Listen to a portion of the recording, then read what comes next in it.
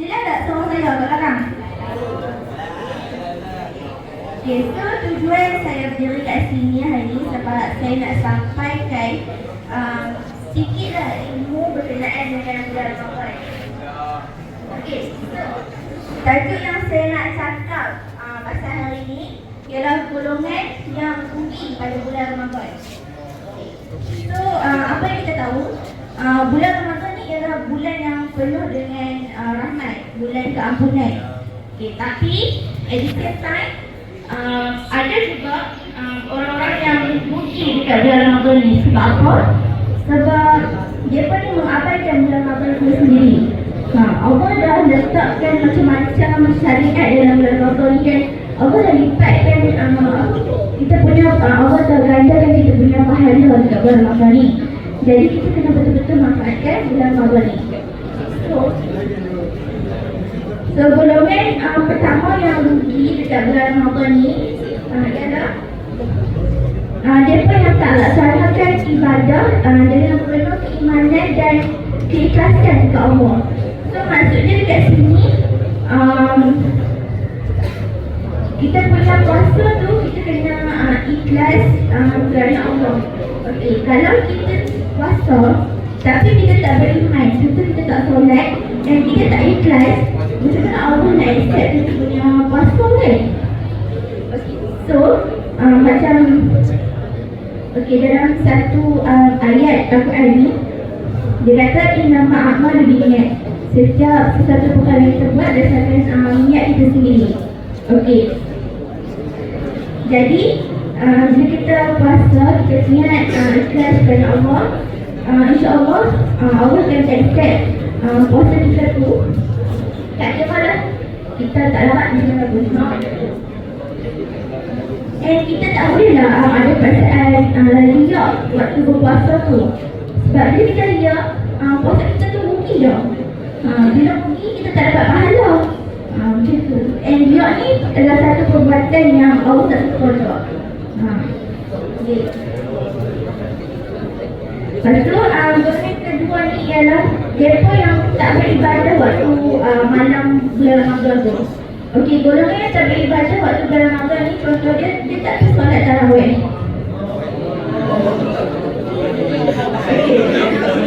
Bisa Allah yang tak solat tarawih ni.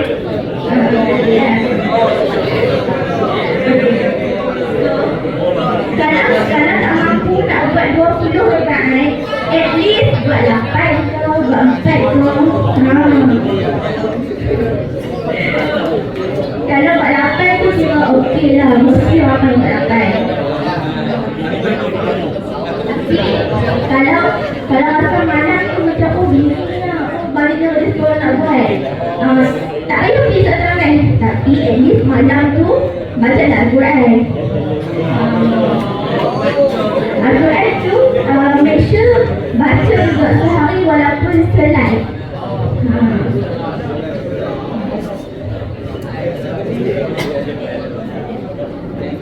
Golongan yang ketiga ialah mereka yang masih mengamalkan akhlak buruk kat bulan Ramadan ni. Maksudnya waktu-waktu bulan Ramadan ni dia mesti tak solat, dia mesti berkosip.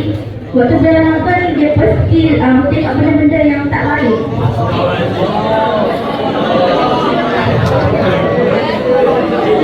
Okay.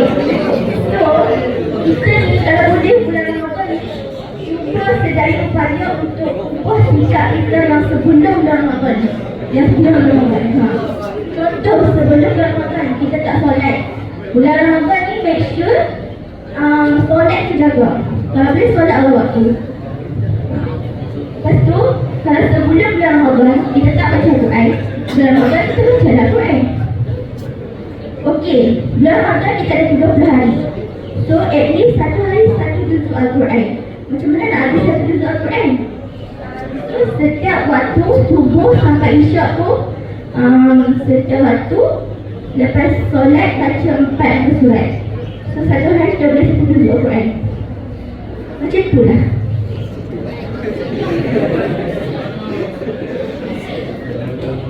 So golongan yang keempat ni adalah golongan yang bermalas-malasan dalam bulan Ramadan. Kenapa dia adalah golongan lagi? Sebab bulan Ramadan ni kita dituntut untuk buat amal ibadah. So golongan yang malas ni golongan yang macam mana? Contohlah kalau kita nak sekolah kita tak malas kan? Okey, contohlah kalau kita semua cuti. Kita semua cuti mesti kita penat kan masa kan? Tapi kita ni kalau tak penat pun at least buatlah ramai ibadah tolong mak Allah ajar lah. Siapa yang tak tolong mak Allah tu?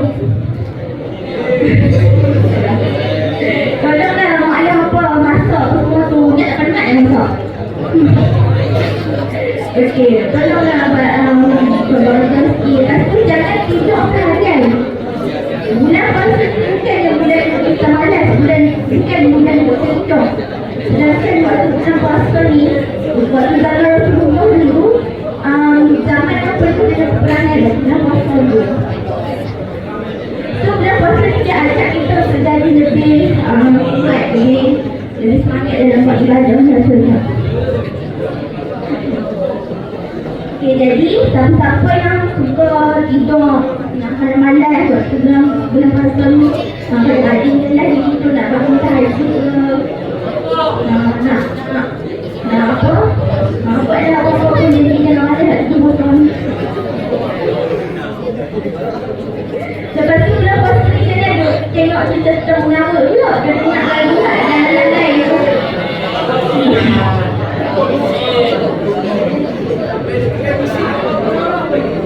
So, golongan kelima adalah golongan yang mensiasatkan solat lima waktu.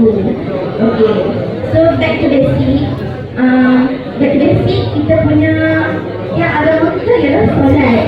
So, kalau kita tak solat, macam mana Allah nak terima kita punya puasa?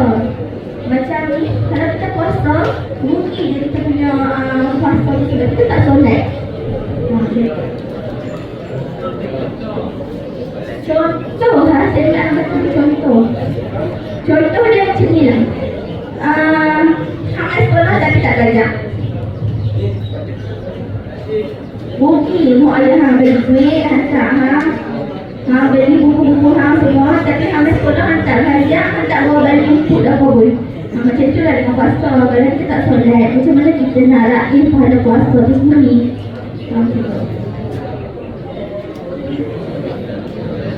So, golongan yang keenam ialah golongan yang sahaja nak membatalkan puasa. Okey. Orang yang sengaja nak batalkan puasa ni bukan sahaja dia sahaja makan minum. Orang yang sahaja nak batalkan puasa ni contohnya dia tengok benda-benda macam dia sengaja buat benda itu. Mungkin faham tak? Janganlah benda tak baik kena masak. Contohnya dia merokok.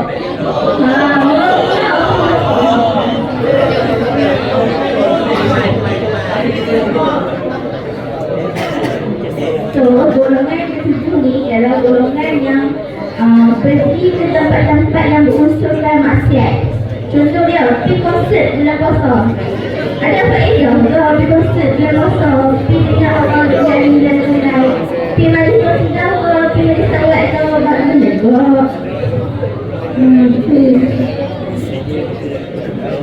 So, waktu bulan puasa ni, malam-malam buatlah amal ibadah, berdoa, solat tarawih. Kalau tak mampu buat lapan, bacalah berdoa malam-malam.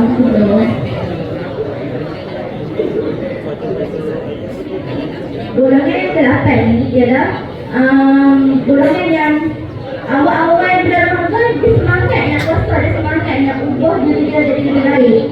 Tapi waktu hujung dia terberdalan. Macam tu. Waktu Ramadan ni semangat, aku buat azam, aku nak solat dengan waktu full, aku nak puasa penuh, aku nak baca Quran betul-betul, semua semangat. But at last, nak dekat hari dia pun tak solat. Nak dekat hari semua aku tinggal. Macam tu. Golongan tu golongan yang dia juga sebab dia tak istiqomah. Golongan ke-9 adalah golongan yang mengerjakan Al-Quran dekat bulan Ramadan ni. Okey, Golongan yang tinggal kat Al-Quran waktu bulan Ramadan ni memang sangat-sangat rugi. Sebab apa? Sebab waktu bulan Ramadan ni bulan yang diturunkan Al-Quran. So, kita kena appreciate lah bulan di mana Al-Quran turun. Kita kena sedaya upaya untuk kalau boleh habiskan 30 juz Al-Quran tu. Cuba. Walaupun kita dah khidmah banyak ada sekolah, banyak benda nak kena buat, nak kena mak lagi, semua nak bengkel dan sebagainya. Tapi cuba juga untuk habiskan 30 juz Al-Quran. Kalau tak mampu pun setengah minggu pun okey lah. Golongan ke 10 itu golongan tahlil.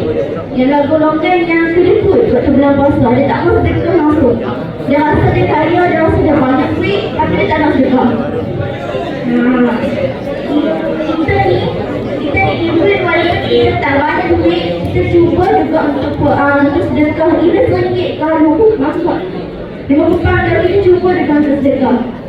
Sebab apa? Sebab pahala waktu bulan puasa ni dipakai-pakai. So, amalan-amalan kita buat waktu bulan puasa ni semua Allah gandakan. Tak ada siapa pun yang rugi kalau kita sedaya upaya untuk buat amal ibadah buat bulan puasa ni. Okay, so kesimpulan saya kat sini, saya ada dengar ceramah daripada Ustaz Rudi Anwar. Dia cakap, siapa-siapa yang masih tak meninggalkan amalan buruk dia waktu bulan puasa ni, which is dia still dengan amalan jahat dia. Contoh macam mencuri, tak ada solat semua kan. Okey, Ustaz kata waktu bulan puasa ni syaitan semua dikat. And tak ada siapa, syaitan tak ada nak goda-goda kita semua ni. Jadi kenapa kita masih buat benda yang jahat? Sebab benda tu adalah sikap kita sendiri. Sikap yang kita kena ubah waktu bulan Ramadan ni. Sebab bulan Ramadan ni adalah bulan penyucian semua, bulan yang penuh dengan keampunan. Allah buka pintu-pintu syurga dan Allah tutup pintu-pintu neraka. Okey? Jadi dan kita kalau kita mesti buat benda yang buruk waktu bulan Ramadan ni, itu sikap kita kena ubah. Cuba at least bila habis bulan Ramadan kita dapat kita punya apa ni pun, kita punya new version new version after Ramadan. So at least we try our best dalam bulan Ramadan ni. Kalau tak boleh buat banyak, buat sikit. Kalau boleh buat banyak, buat banyak. Kita so harap semua okey lah, faham lah apa yang saya share ni kan. Boleh tak saya nak panggil seorang sebut salah satu golongan yang saya sebut tadi? Saya panggil ya ke depan.